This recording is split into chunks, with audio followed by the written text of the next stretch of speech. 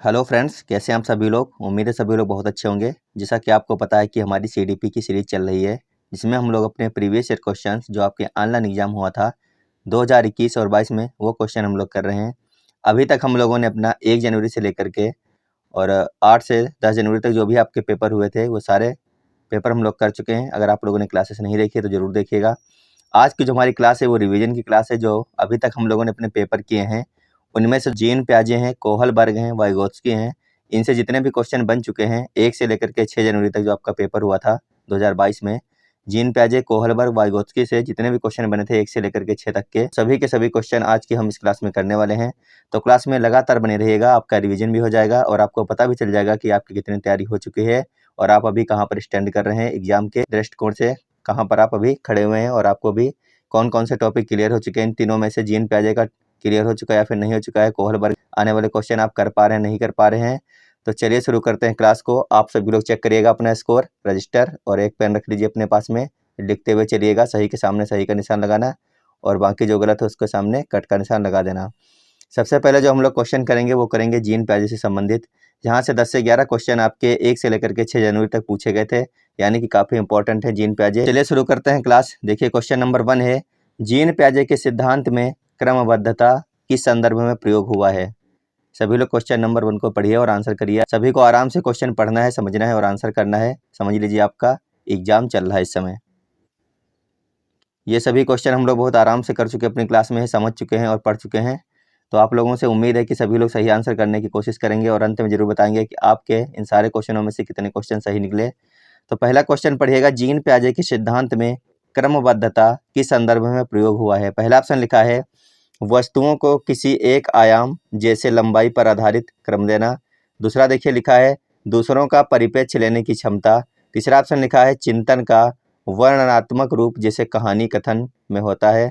और चौथा ऑप्शन आपका लिखा है स्थानों जैसे अपने विद्यालय का स्थान की मानचित्रण करने की क्षमता। तो बताइए इन चारों में से कौन सा ऑप्शन सही है।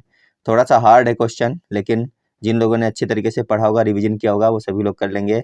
इस क्वेश्चन के लिए जो लोग ऑप्शन नंबर 1 कर रहे हैं उनका बिल्कुल सही हो जाएगा। जीन प्याजे के सिद्धांत में क्रमबद्धता किस संदर्भ में प्रयोग हुआ है, वस्तुओं को किसी एक आयाम जैसे लंबाई पर आधारित क्रम देना। मान लीजिए कोई वस्तु है, सीरीज से आपको लगानी है, तो सबसे पहले आप सबसे बड़ी चीज को लगाएंगे, फिर उससे छोटी, फिर उससे छोटी, फिर उससे छोटी। इस प्रकार से क्या होता है, क्रमबद्धता होती है। तो ऑप्शन नंबर 1 इस क्वेश्चन के लिए बिल्कुल सही था। जिन लोगों ने ऑप्शन नंबर 1 किया है उनका सबका बिल्कुल सही आंसर हो जाएगा। चलते हैं अपने अगले क्वेश्चन पर, क्वेश्चन नंबर 2। सभी लोग पढ़िए और आंसर करिए एक बार, इस क्वेश्चन का सही आंसर क्या हो जाएगा।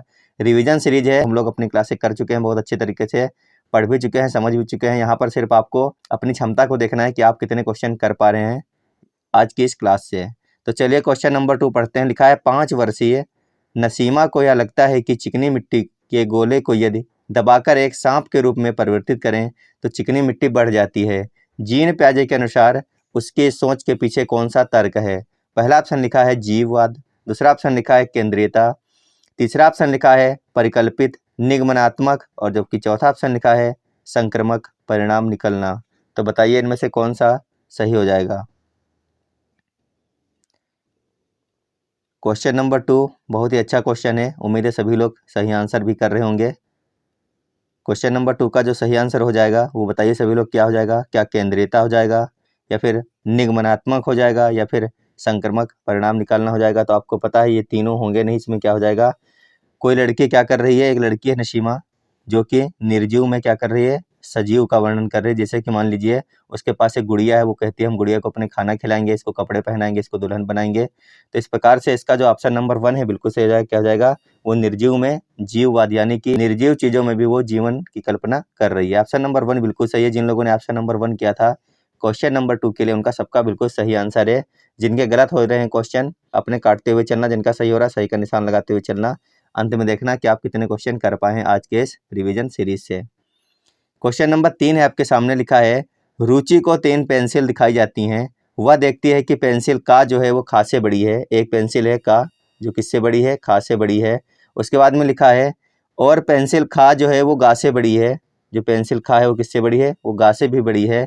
जब रुचि या निष्कर्ष निकालती है कि का गा से बड़ी है तो वह जीन प्याजे के किस संज्ञानात्मक विकास की विशेषता को दर्शाती है।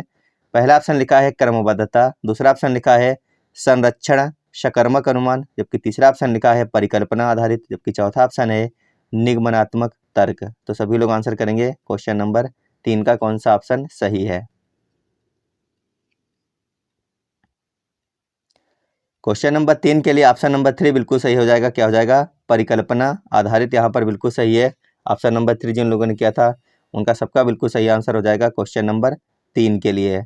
उम्मीद है सभी लोगों ने सही आंसर कर भी लिया होगा, क्योंकि क्वेश्चन कोई ज़्यादा हार्ड नहीं था। इस प्रकार के क्वेश्चन आप लोग कई बार कर चुके होंगे और प्रैक्टिस में भी आपके शामिल हो चुके होंगे। तो चलते हैं अपने अगले क्वेश्चन पर, क्वेश्चन नंबर 4। सभी लोग पढ़िए और आंसर करिए एक बार, इस क्वेश्चन का सही आंसर क्या हो जाएगा। जीन प्याजे के संज्ञानात्मक विकास के सिद्धांत के अनुसार मूर्त संक्रियात्मक चरण में बालक निम्न में से क्या कर पाने के योग्य होता है। बहुत अच्छा क्वेश्चन है, आराम से पढ़िए आंसर और बताइए सही आंसर इनमें से कौन सा है। ये जो क्लास चल रही है, रिवीजन क्लास चल रही है, इसमें हम लोग प्याजे, वाइगोत्स्की और कोहलबर्ग 1 जनवरी से लेकर के 6 जनवरी 2022 तक जितने भी आपके ऑनलाइन एग्जाम हुए थे उनमें जो क्वेश्चन पूछे गए हैं इन तीनों मनोवैज्ञानिक से संबंधित, वो सभी क्वेश्चन हम कर रहे हैं 1 से लेकर के 6 जनवरी तक की जो आपके पेपर हुए थे। तो इस क्वेश्चन का सही आंसर बताइए क्या रहने वाला है। जीन प्याजे के संज्ञानात्मक विकास के सिद्धांत के अनुसार मूर्त संक्रियात्मक चरण में बालक निम्न में से क्या कर पाने के योग्य होता है। पहला ऑप्शन लिखा है प्रतिवर्तन, दूसरा ऑप्शन लिखा है परिकल्पना आधारित निगमनात्मक तार्किक चिंतन, जबकि तीसरा ऑप्शन लिखा है अमूर्त चिंतन, और जो आपका ऑप्शन नंबर 4 है वो है प्रतिज्ञाप्ति चिंतन। तो इस क्वेश्चन का जो सही आंसर हो जाएगा ऑप्शन नंबर 1। क्या हो जाएगा? प्रतिवर्तन हो जाएगा। कहने का मतलब है जीन प्याजे कहते हैं कि अगर कोई बालक किसी गुड़िया के साथ में खेल रहा है, कार के साथ में खेल रहा है, छोटी जो कारें आती हैं खिलौने वाली, अगर उसकी चाबी निकल जाती है तो बच्चे के अंदर इतनी क्षमता होती है कि वो दोबारा से उस कार के अंदर चाबी लगा लेता है और उसको स्टार्ट कर देता है। तो इसीलिए इसका जो ऑप्शन नंबर 1 है बिल्कुल सही हो जाएगा। अगर कोई लड़की गुड़िया के साथ खेल रही है, उसके बाल अगर खराब हो जाते हैं तो वो दोबारा से उसके बाल को सही कर लेती है।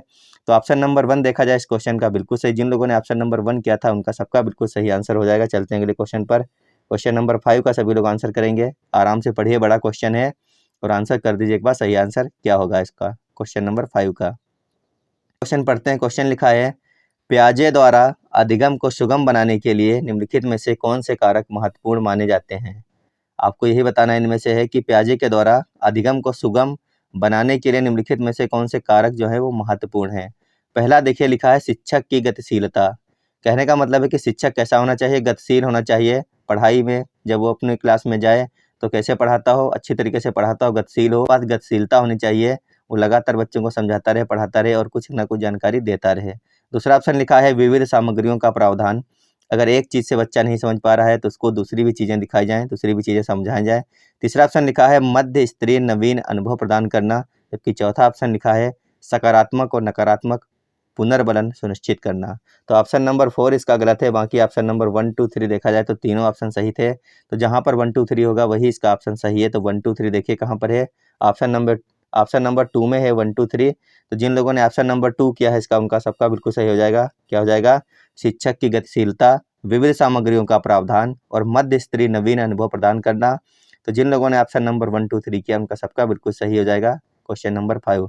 बहुत अच्छी क्लास है। अगर क्लास अच्छी लग रही हो तो वीडियो को जरूर लाइक करिएगा और चैनल से नए जुड़ रहे हैं तो चैनल को सब्सक्राइब जरूर कर लीजिएगा, क्योंकि इस प्रकार की सीरीज हम लगातार आपके लिए लाते रहेंगे जो आपके ऑनलाइन एग्जाम या फिर ऑफलाइन एग्जाम जैसा भी एग्जाम हो जिसके लिए बहुत ही ज़्यादा महत्वपूर्ण रहने वाली हैं। आगे देखते हैं। अगला क्वेश्चन है क्वेश्चन नंबर 6। सभी लोग पढ़िए और आंसर कर दीजिए एक बार सही आंसर क्या होगा।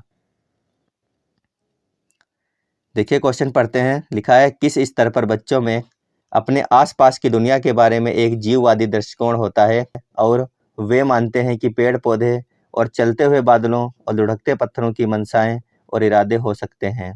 पहला ऑप्शन लिखा है संवेदी चालक अवस्था, दूसरा ऑप्शन लिखा है पूर्व संक्रियात्मक अवस्था, तीसरा ऑप्शन लिखा है अमूर्त संक्रियात्मक अवस्था, जबकि चौथा ऑप्शन आपका है अमूर्त संक्रियात्मक अवस्था।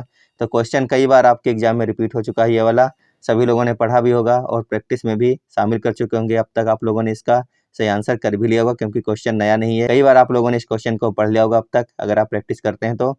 क्वेश्चन नंबर 6 के लिए ऑप्शन नंबर 2 जिन लोगों ने किया उनका बिल्कुल सही हो जाएगा। क्या हो जाएगा? पूर्व संक्रियात्मक अवस्था। इसको क्या बोलते हैं? इसको बोलते हैं पूर्व संक्रियात्मक अवस्था। तो चलते हैं अपने अगले क्वेश्चन पर। सभी लोग आराम से पढ़िए और आंसर कर दीजिए। बहुत ही अच्छा क्वेश्चन है। सभी लोग उम्मीद है सभी लोग इसका आंसर कर लेंगे। देखिए क्वेश्चन लिखा है प्याजे के अनुसार एक शिक्षक का ... और ... होना बहुत जरूरी है। क्या होना जरूरी है आपको यह बताना है। तो देखिए ऑप्शन लिखे हैं गतिशील और लचीला, दूसरा ऑप्शन लिखा है संरचित और अनम्य। तो जहाँ पे अनम्य जो है ये निगेटिव वर्ण में आता है, तो आपको देखते ही काट देना है। तीसरा ऑप्शन लिखा है सहानुभूतिपूर्ण और पारदर्शी, चौथा ऑप्शन लिखा है यांत्रिक और व्यवहारवादी। तो यहाँ पे यांत्रिक वर्ण भी नहीं होगा, तो आपको चौथा ऑप्शन भी काट देना है। आपके पास ऑप्शन नंबर 1 और ऑप्शन नंबर 3 बचे हैं, तो सभी लोग आंसर करिए एक बार। पियाजे के अनुसार एक शिक्षक का डॉट डॉट और डॉट डॉट होना बहुत जरूरी है, इसमें कौन सा ऑप्शन सही हो जाएगा। क्वेश्चन नंबर 7 के लिए जो लोग ऑप्शन नंबर 1 कर रहे हैं उनका सबका बिल्कुल सही होगा। पियाजे के अनुसार एक शिक्षक का गतिशील, अभी हम लोग बात कर ही चुके हैं पिछले क्वेश्चन में कि गतिशील होना बहुत जरूरी है, और क्या जरूरी है, लचीला होना भी बहुत जरूरी है। गतिशील होने के साथ साथ में लचीला होना भी बहुत जरूरी है। तो आप लोग याद रखिएगा, लचीला जो पॉइंट आता है ये पॉजिटिव वर्ण में आता है, जहाँ पे लचीला लिखा होगा। तो ऑप्शन नंबर 1 जिन लोगों ने किया है क्वेश्चन नंबर 7 के लिए, उनका सबका बिल्कुल सही आंसर हो गया ऑप्शन नंबर 1।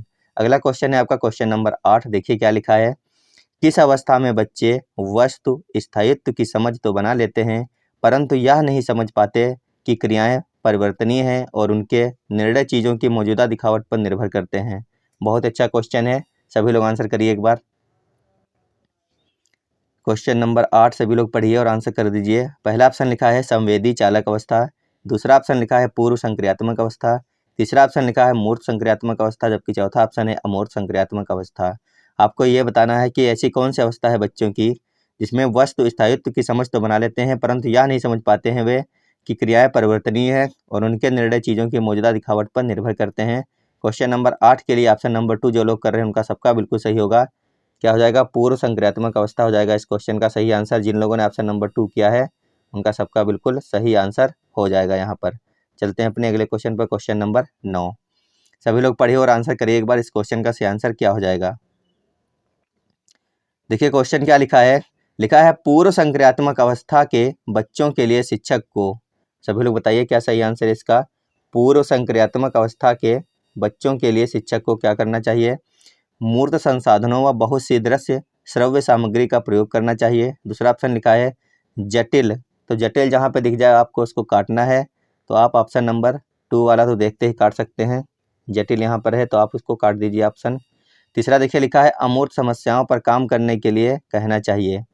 अमूर्त समस्याओं पर काम करने के लिए आप बच्चों को कह सकते हैं, नहीं कह सकते हैं, तो ऑप्शन नंबर 3 भी काट सकते हैं आप लोग हैं। ऑप्शन नंबर 4 लिखा है परिकल्पनात्मक सोच वाली समस्याओं को सुलझाने के मौके मुहैया कराने चाहिए।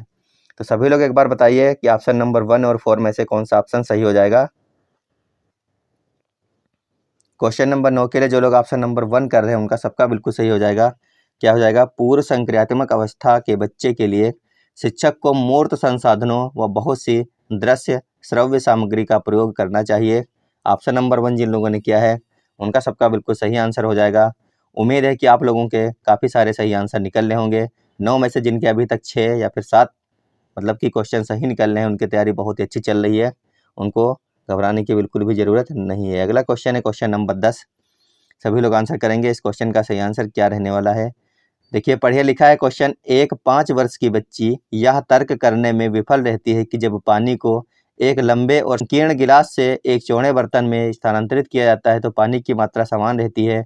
पियाजे के अनुसार इसका क्या कारण है। बहुत अच्छा क्वेश्चन है, कई बार हम लोग कर चुके हैं। सभी लोग बताइए, जब हम लोगों ने क्लासें की थी अपनी, वहाँ पर भी सारे के सारे क्वेश्चन हम लोगों ने किए हैं। एक गिलास है और उसके पास में एक क्या है, भगोना रखा हुआ है। तो यहाँ पर जो पानी 1 लीटर है उसको जब भगोने में पलटा जाता है तो वहाँ की देखती है कि वहाँ पर पानी की मात्रा कम हो जाती है। तो आपको यह बताना है कि पियाजे के अनुसार इसका क्या कारण है। वही पानी जब ग्लास में होता है तो उस बच्ची को लगता है कि गिलास तो पूरी भरी हुई है, और उसी पानी को जब किसी भगोने में डाल दिया जाता है तो वहाँ पर पानी की मात्रा बच्ची को कम लगती है। तो इसका कारण क्या है आपको यह बताना है।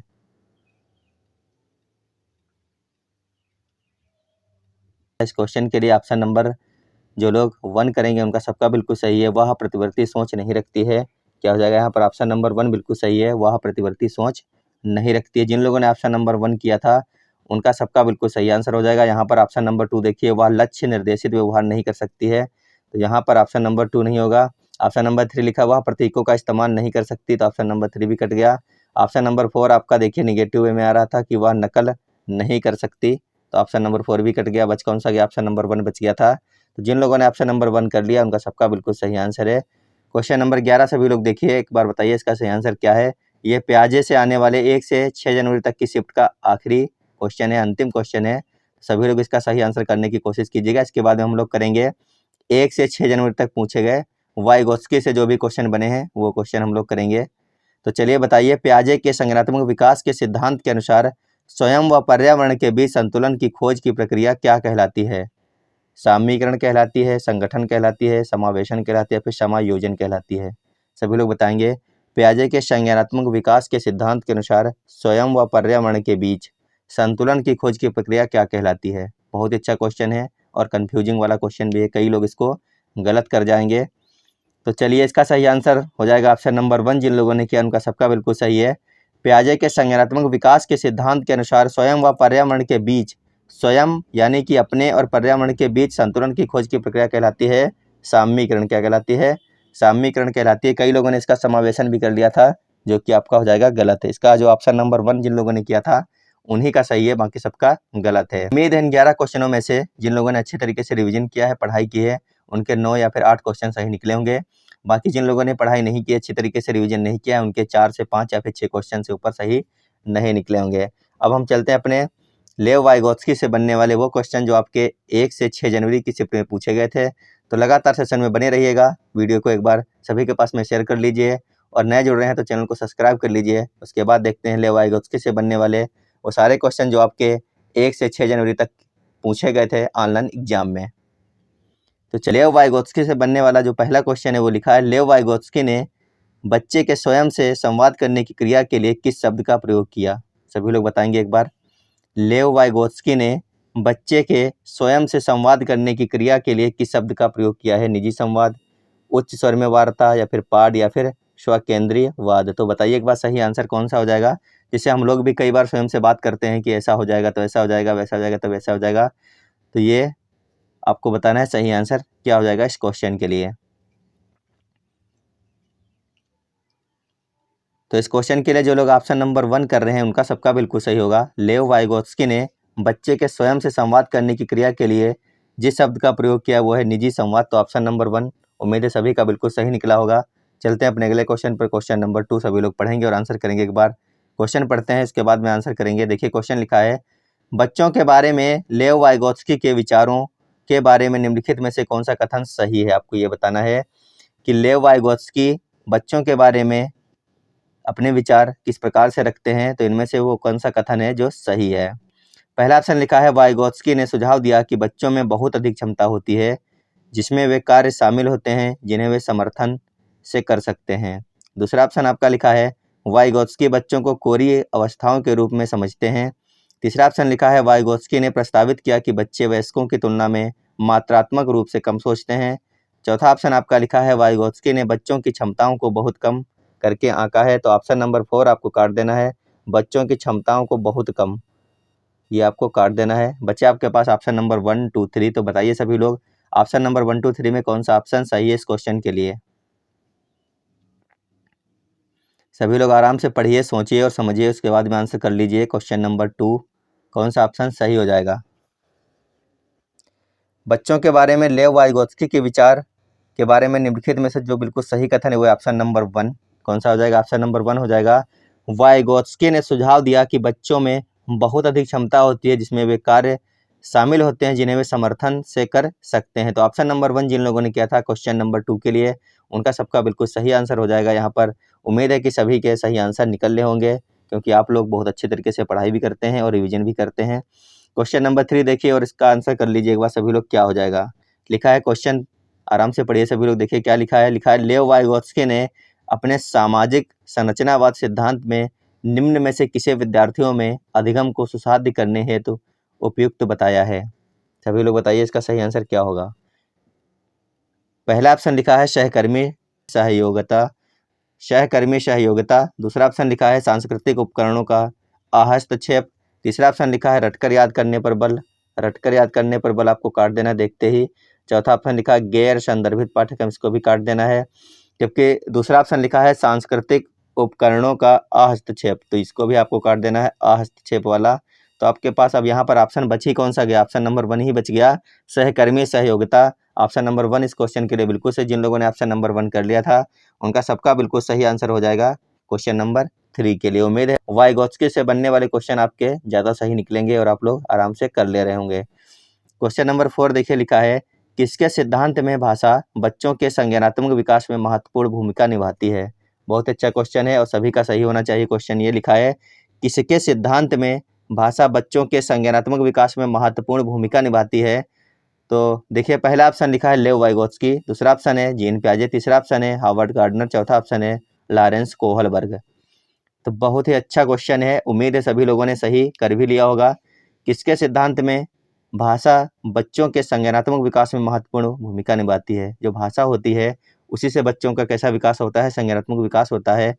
तो ये किसका सिद्धांत है आपको ये बताना था। तो ऑप्शन नंबर 1 बिल्कुल सही है, सिद्धांत है लेव वाइगोत्स्की का। किसका है? लेव वाइगोत्स्की का। जिन लोगों ने ऑप्शन नंबर 1 किया था उनका सबका बिल्कुल सही हो जाएगा। क्वेश्चन नंबर 5 पढ़िए और आंसर करिए एक बार सभी लोग। लिखा है, वाइगोत्स्की के अनुसार बच्चे किस प्रकार सीखते हैं। बताइए सभी लोग, आंसर करिए इस क्वेश्चन का, फटाफट से आंसर कर लीजिए। लेव वाइगोत्स्की के अनुसार बच्चे किस प्रकार सीखते हैं। पहला देखिए ऑप्शन लिखा है प्रतियोगिताओं के द्वारा, दूसरा ऑप्शन लिखा है साथियों के साथ बातचीत करके, तीसरा ऑप्शन लिखा है पुरस्कार के लिए प्रयास करके और दंड से बचकर, चौथा ऑप्शन लिखा है उद्दीपन प्रतिक्रिया अनुबंधन करके। तो क्वेश्चन नंबर 5 के लिए सभी लोग आंसर करेंगे एक बार, कौन सा ऑप्शन सही हो जाएगा। बहुत ही अच्छा क्वेश्चन है और आपके एग्जाम 2022 में जो एग्जाम हुआ था ऑनलाइन एग्जाम, उसमें क्वेश्चन पूछा गया था। 1 तारीख से लेकर के 6 तारीख तक जितने भी आपके क्वेश्चन बने हैं, इन तीनों मनोवैज्ञानिक से संबंधित जीन पियाजे, कोहलबर्ग और वाइगोत्स्की, वो क्वेश्चन हम लोग कर रहे हैं और इनकी क्लासें भी हम बहुत अच्छी तरीके से कर चुके हैं। उम्मीद है इस क्वेश्चन का आप लोगों ने आंसर कर लिया होगा। इस क्वेश्चन का जो लोग ऑप्शन नंबर 2 दे रहे हैं उनका सबका बिल्कुल सही हो जाएगा। वाइगोत्स्की के अनुसार बच्चे सीखते हैं साथियों के साथ बातचीत करके। ऑप्शन नंबर 2 बिल्कुल सही है। जिन लोगों ने ऑप्शन नंबर 2 किया था उनका सबका बिल्कुल सही आंसर है क्वेश्चन नंबर 5 के लिए। चलते हैं अपने अगले क्वेश्चन पर, क्वेश्चन नंबर 6 पढ़िए और आंसर करिए एक बार।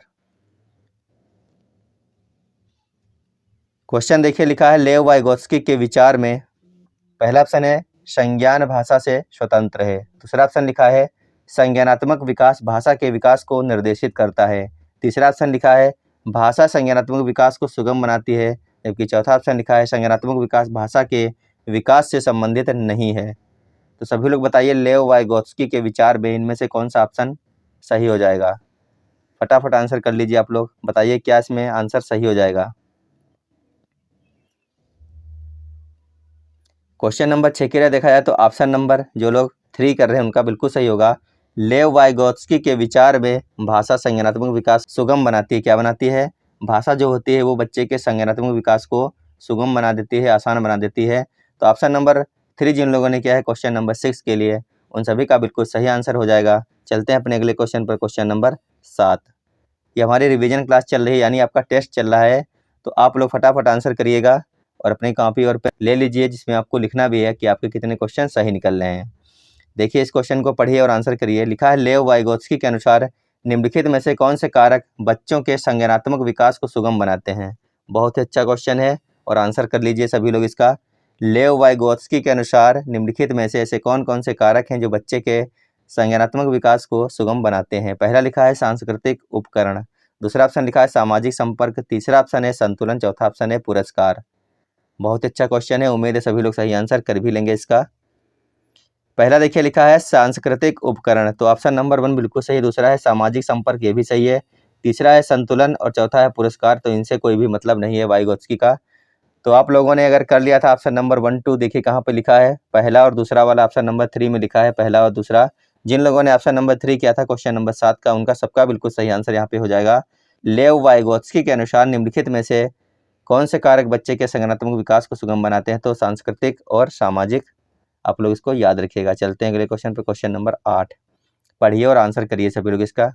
निम्नलिखित में से पाड़ का सही उदाहरण क्या है। पाड़ आप लोग जानते हैं बच्चों को सहारा देना होता है। मान लीजिए आपने क्लास में कोई लेसन पढ़ाया बच्चों को, उसके बाद में आपने कहा कि चलिए क्वेश्चन आंसर कर लीजिए, फिर कोई बच्चा कहीं पे फंस जा रहा है, आधा आंसर लिख लिया, उसके बाद में समझ में नहीं आ रहा है, तो आपने बता दिया कि अभी हमने जो आपको बताया था थोड़ी देर पहले, एक एग्जाम्पल दिया था, आपको वही लिखना है। तो बच्चा समझ जाता है, इशारे से समझ जाता है, उसी को बोलते हैं पाड़ बोलते हैं। क्या बोलते हैं? पाड़ बोलते हैं। तो इस क्वेश्चन के लिए बहुत ही आसान आंसर था, उम्मीद है सभी लोगों ने अब तक कर लिया होगा। ऑप्शन नंबर 2 बिल्कुल सही है, संकेत एवं इशारे देना। मान लीजिए आपने आज कोई लेसन पढ़ाया और आपने कल पूछा बच्चों से कि चलिए सभी लोग बताइए, तो बच्चा अगर नहीं बता पा रहा है तो आपको बताना है कि जो हमने आपको कल पढ़ाया था। तो बच्चा ध्यान देता है कि सर ने हमें कल मतलब क्या पढ़ाया था, क्या नहीं पढ़ाया था, उसके बाद उसको याद आता है, फिर वो बता देता है। तो इसी को बोलते हैं पाठ या फिर सहारा देना। चलते हैं अपने अगले क्वेश्चन पर, क्वेश्चन नंबर 9। सभी लोग पढ़िए और आंसर करिए। लिखा है लेव वाइगोत्स्की का मानना था कि, आपको यह बताना है कि वाइगोत्स्की का क्या मानना था। पहला ऑप्शन लिखा है सीखना केवल ज्ञान का अवशोषण है। देखिए पहला ऑप्शन पढ़िए, लिखा है सीखना केवल जो है वो ज्ञान का अवशोषण है। दूसरा ऑप्शन लिखा है सीखना इनाम के प्रति एक नियंत्रित प्रतिक्रिया है। तो आप लोग पढ़कर ही समझ सकते हैं कि ऑप्शन नंबर 1 और 2 जो है ये दोनों ही कैसे हैं, गलत हैं। तीसरा ऑप्शन देखिए पढ़िए, लिखा है ज्ञान को शिक्षकों द्वारा विद्यार्थियों को निष्क्रिय तरीके से पोषित किया जा सकता है। निष्क्रिय तरीके से कैसे आप पोषित करेंगे, मतलब कि शिक्षकों द्वारा विद्यार्थियों को निष्क्रिय तरीके से। तो ऑप्शन नंबर 3 भी आपका हो गया गलत। अब आपके पास बच कौन सा गया, ऑप्शन नंबर 4 ही सिर्फ बच गया। लेव वाइगोत्स्की का मानना था कि ज्ञान का सह निर्माण उस क्षेत्र में होता है जो बच्चे के स्वतंत्र रूप से कार्य करने व दूसरों की मदद से करने में है। तो ऑप्शन नंबर 4 जिन लोगों ने किया होगा उनका सबका बिल्कुल सही हो जाएगा यहाँ पर। क्वेश्चन नंबर 9 के लिए ऑप्शन नंबर 4। चलते हैं अपने अगले क्वेश्चन पर, क्वेश्चन नंबर 10। सभी लोग पढ़िए और आंसर करिए। उम्मीद है 10 में से 8 या फिर 7 जो है क्वेश्चन आपके बिल्कुल सही निकले होंगे अब तक जो हमने वाइगोत्स्की से संबंधित किए हैं। इस क्वेश्चन का आंसर दीजिएगा। देखिए क्वेश्चन लिखा है लेव वाइगोत्स्की के सिद्धांत के अनुसार हमारी संज्ञानात्मक संरचनाओं की बनावट व हमारी प्रक्रियाओं में बदलाव किसके द्वारा होता है। सभी लोग बताइए इसका सही आंसर क्या हो जाएगा। पहला जो ऑप्शन है वो इनाम, दूसरा है सांस्कृतिक उपकरण, तीसरा है स्कीमा, चौथा है संज्ञानात्मक द्वंद्व। तो पढ़ते ही पढ़ते इसका आंसर आ गया होगा आप लोगों के समझ में कि इसका सही आंसर क्या होगा। लेव वाइगोत्स्की के सिद्धांत के अनुसार हमारी संज्ञानात्मक संरचनाओं की बनावट व हमारी प्रक्रियाओं में बदलाव जिसके द्वारा होता है वो सांस्कृतिक उपकरण, यानी ऑप्शन नंबर 2 जो है बिल्कुल सही है। जिन लोगों ने ऑप्शन नंबर 2 कर लिया था उनका सबका बिल्कुल सही हो जाएगा यहाँ पर। अगला क्वेश्चन है आपका, देखिए सभी लोग पढ़िए और आंसर करिए एक बार। लेव वाइगोत्स्की, लिखा है निम्नलिखित में से किस सिद्धांतकार ने बच्चों को ज्ञान के सक्रिय साधक के रूप में देखते हुए उनकी सोच पर सामाजिक और सांस्कृतिक सामग्री के प्रभाव पर जोर दिया। बताइए सही आंसर क्या हो जाएगा। बहुत ही आसान क्वेश्चन, इससे आसान कुछ नहीं है। किस सिद्धांतकार ने बच्चों को ज्ञान के सक्रिय साधक के रूप में देखते हुए, ज्ञान के सक्रिय साधक यहाँ पे बात कर रहा है, देखते हुए उनकी सोच पर सामाजिक और सांस्कृतिक, जहाँ पे सामाजिक और सांस्कृतिक आपको दिख जाए कुछ नहीं, आपको सीधे सीधे वाइगोत्स्की को निकाल लेना है जहाँ पर भी लिखा हो और उसी को टिक कर देना है और आपका सही आंसर हो जाएगा। क्वेश्चन नंबर 11 के लिए ऑप्शन नंबर 2 जो है बिल्कुल सही है। यहाँ पर सामाजिक और सांस्कृतिक देखते ही हमको वाइगोत्स्की को टिक करना था। तो चलते हैं अपने अगले क्वेश्चन पर। लेव वाइगोत्स्की से बनने वाला यह है 12वां क्वेश्चन। सभी लोग बताइए इसका सही आंसर क्या हो जाएगा। पढ़िए और आंसर करिए। लिखा है वाइगोत्स्की सामाजिक विकास के सिद्धांत की नींव रखी। आपको यह बताना है कि वाइगोत्स्की सामाजिक विकास के सिद्धांत ने की नींव रखी। व्यवहारवाद, मानवतावाद या फिर निर्मितवाद या फिर प्रभाव डालने का अनुकूलता सिद्धांत। बताइए वाइगोत्स्की ने सामाजिक विकास के सिद्धांत की नींव रखी। व्यवहारवाद, मानवतावाद, निर्मितवाद या फिर प्रभाव डालने का अनुकूलता सिद्धांत। क्वेश्चन नंबर 12 के लिए जो लोग ऑप्शन नंबर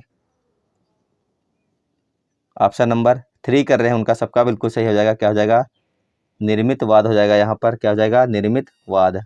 उम्मीद है आप लोगों के 12 में से 8 से 10 जो है क्वेश्चन बिल्कुल सही निकले होंगे, क्योंकि वाइगोत्स्की से बनने वाले क्वेश्चन जो थे वो बहुत अच्छे क्वेश्चन थे और आपके पढ़े हुए सारे के सारे क्वेश्चन थे। अब हम चलते हैं अपने कोहल वर्ग से बनने वाले वो सभी क्वेश्चन करेंगे जो आपके 1 से 6 जनवरी 2022 में पूछे गए थे। तो सेशन में जुड़े ही रहिएगा अगर आप जुड़े हैं अभी तक तो, क्योंकि बहुत ही अच्छी क्लास है और यहाँ से आपके कई सारे क्वेश्चन एग्जाम में भी बन सकते हैं या फिर बनेंगे। तो चलिए करते हैं क्वेश्चन नंबर 1 कोहल वर्ग से बनने वाला। लिखा है लॉरेंस कोहल वर्ग के अनुसार 7-8 वर्षीय बच्चों में नैतिक निर्णय लेने का आधार क्या है। आपको बताना है कि कोहल वर्ग के अनुसार जब कोई बालक 7 से 8 वर्ष का होता है तो नैतिक निर्णय लेने का आधार क्या होता है। पहला ऑप्शन लिखा है सामाजिक व्यवस्था बनाए रखना, दूसरा ऑप्शन लिखा है सामाजिक अनुबंध बनाए रखना, तीसरा ऑप्शन लिखा है दंड और आज्ञा पालन, जबकि चौथा ऑप्शन है सार्वभौमिक नैतिक सिद्धांत। बहुत अच्छा क्वेश्चन है, सभी लोग सही आंसर करने की कोशिश कीजिए एक बार। जब कोई बालक 6 से 7 वर्ष या फिर 7 से 8 वर्ष का होता है तो नैतिक निर्णय लेने का आधार उसका क्या होता है। उसको ये चीज़ पता होती है कि अगर हम कोई गलत कार्य करेंगे तो हमको क्या पड़ेगी, मार पड़ेगी, दंड पड़ेगा। तो इस क्वेश्चन के लिए ऑप्शन नंबर 3 जो है बिल्कुल सही हो जाएगा। जिन लोगों ने ऑप्शन नंबर 3 किया है, दंड और आज्ञा पालन, उनका सबका बिल्कुल सही हो जाएगा यहाँ पर। चलते हैं अपने अगले क्वेश्चन पर। क्वेश्चन नंबर 2 सभी लोग पढ़ेंगे और आंसर करेंगे एक बार। देखिए लिखा है, निम्नलिखित में से कौन सा चरण लॉरेंस कोहलबर्ग द्वारा दिए गए नैतिक विकास के सिद्धांत में शामिल नहीं है? ऐसा कौन सा चरण है जो कोहलबर्ग के द्वारा दिया गया है लेकिन इन चारों में से वो नहीं, आपको ये बताना है। पहला लिखा है पारंपरिक, दूसरा लिखा है अपारंपरिक, तीसरा लिखा है उत्तर पारंपरिक और चौथा लिखा है पूर्व पारंपरिक। तो हम लोगों ने बहुत बार अब तक पढ़ा है कि पारंपरिक, उत्तर पारंपरिक, पूर्व पारंपरिक, ये सभी क्या हैं, कोहलबर्ग द्वारा दिए गए नैतिक विकास के सिद्धांत में शामिल हैं।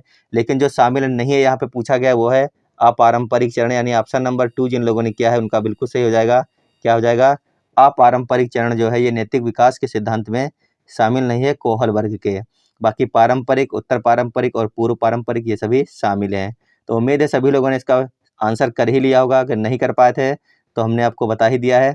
तो चलते हैं अपने अगले क्वेश्चन पर। क्वेश्चन नंबर 3 पढ़िए और बताइए क्या सही हो जाएगा। लिखा है, निम्नलिखित में से कौन सा सही सुमेलित युग्म है? आपको बताना है इनमें से कौन सा सही सुमेलित युग्म है। अच्छा क्वेश्चन है, आराम से पढ़िए और आंसर करिए एक बार सभी लोग। आप तभी कर पाएंगे जब आप कोहलबर्ग को बहुत ही अच्छे तरीके से पढ़ चुके होंगे। कोहलबर्ग के जितने भी सिद्धांत हैं उनको अच्छे तरीके से आपने अगर पढ़ा लिखा है।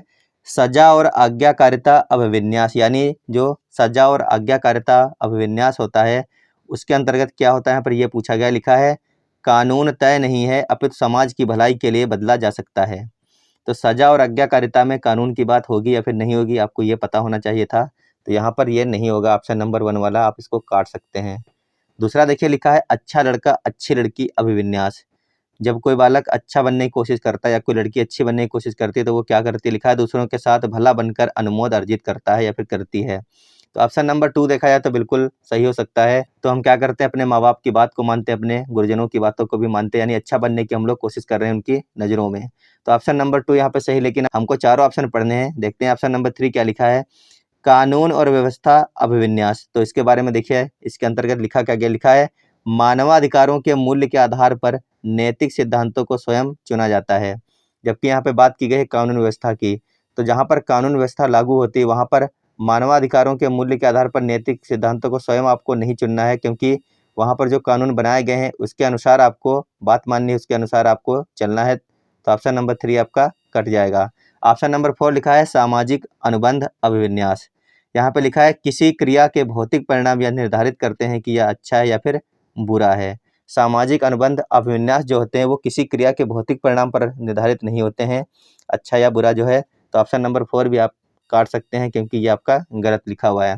कहने का मतलब है कि निम्नलिखित में से जो सही युग्म है वो सिर्फ एक ही है, वो है आपका अच्छा लड़की और अच्छा लड़का अभिविन्यास वाला, यानी ऑप्शन नंबर 2 जिन लोगों ने किया है उनका बिल्कुल सही हो जाएगा। बाकी तीनों आपके गलत थे, यानी तीनों जो है वो उल्टे सीधे तरीके से लिखे गए थे, मेल नहीं खा रहे हैं।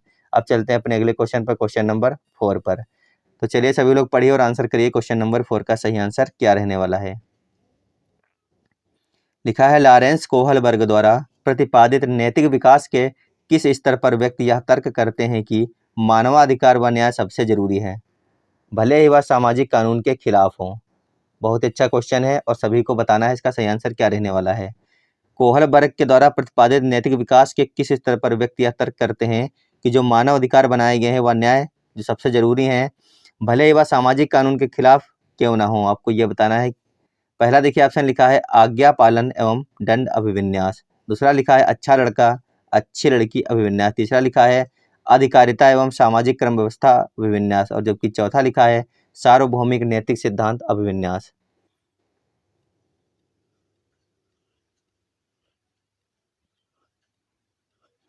उम्मीद है सभी लोगों ने इसका आंसर कर लिया होगा। जो लोग इसका ऑप्शन नंबर 4 करेंगे उनका सबका बिल्कुल सही है, सार्वभौमिक नैतिक सिद्धांत अभिविन्यास। क्या हो जाएगा यहाँ पर, सार्वभौमिक नैतिक सिद्धांत अभिविन्यास। देखिए क्वेश्चन लिखा था, कोहलबर्ग द्वारा प्रतिपादित नैतिक विकास के किस स्तर पर व्यक्ति यह तर्क करते हैं कि मानवाधिकार व न्याय सबसे जरूरी है, भले ही वह सामाजिक कानून के खिलाफ क्यों न हो। तो यहाँ पर हो जाएगा ऑप्शन नंबर 4, सार्वभौमिक नैतिक अभिविन्यास। चलते हैं अगले क्वेश्चन पर, क्वेश्चन नंबर 5 सभी लोग पढ़िए और आंसर कर दीजिए। इसमें भी देखिए क्या लिखा हुआ है। लिखा है, कोहलबर्ग के किस चरण में व्यक्ति तर्क करते हैं कि सही कार्यवाही विवेक से स्वचुने हुए नैतिक सिद्धांतों द्वारा परिभाषित की जाती है? सही कार्यवाही विवेक के स्वचुने हुए नैतिक सिद्धांतों द्वारा परिभाषित की जाती है। ये आपको बताना है इसमें सही आंसर कौन सा है। पहला है अच्छा लड़का अच्छी लड़की, या फिर अच्छी लड़की अच्छा लड़का अभिविन्यास। दूसरा लिखा है सामाजिक अनुबंध अभिविन्यास। तीसरा ऑप्शन लिखा है सामाजिक व्यवस्था बनाने का अभिविन्यास। जबकि जो चौथा ऑप्शन और सही आंसर इस क्वेश्चन का वो है सार्वभौमिक नैतिक सिद्धांत अभिविन्यास।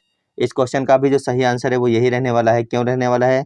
क्योंकि लिखा है व्यक्ति तर्क करते हैं कि सही कार्यवाही विवेक के स्वचुने हुए नैतिक सिद्धांत द्वारा परिभाषित की जाती है। तो जहां पर आपको ये चीज दिख जाए स्वचुने हुए या फिर तर्क करते, वहां पर सार्वभौमिक नैतिक सिद्धांत विन्यास रहने की संभावना होती है। आपको ये याद रखना चाहिए। इस क्वेश्चन का ऑप्शन नंबर 4 जिन लोगों ने किया उनका सबका बिल्कुल सही हो जाएगा।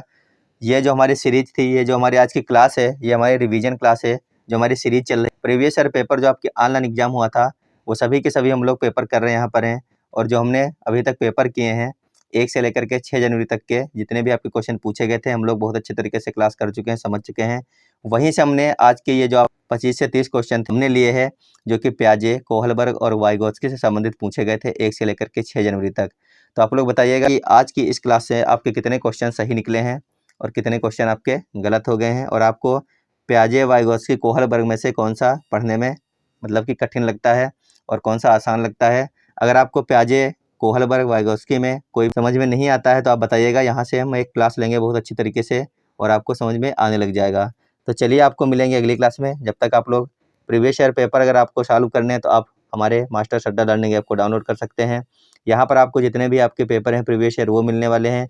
यूट्यूब पर जो हमारी इस समय क्लास हुई है इसकी जो PDF है ये देखिए, इसकी जो आंसर शीट है ये आपको विद क्वेश्चन आंसर शीट मिलने वाली है। और क्या मिलेगा? सीटेट परीक्षा के लिए बनाए गए जो आपके नोट्स हैं, अगर आप खरीदना चाहते हैं, आपको ज़रूरत है तो 100 रुपये में उपलब्ध हैं, आप वो भी खरीद सकते हैं। किताब से भी कम कीमत के ऊपर हैं। अगर आप किताब खरीदने जाएंगे तो 250, 300 की या फिर 400 की भी किताबें उपलब्ध हैं। जबकि जो नोट्स हैं बहुत ही बेहतरीन तरीके से बनाए गए हैं और वही बनाया गया है, वही लिखा गया है जो आपके एग्जाम में हर बार पूछा गया है और आने की संभावना रखता है। तो आपको मिलेंगे हम अपनी अगली क्लास में। जब तक आप लोग पढ़ते रहिएगा, स्वस्थ रहिए, मस्त रहिए और कमेंट जरूर करिएगा कि कितने क्वेश्चन आप कर पाए थे आज की इस क्लास से। धन्यवाद, बाय बाय।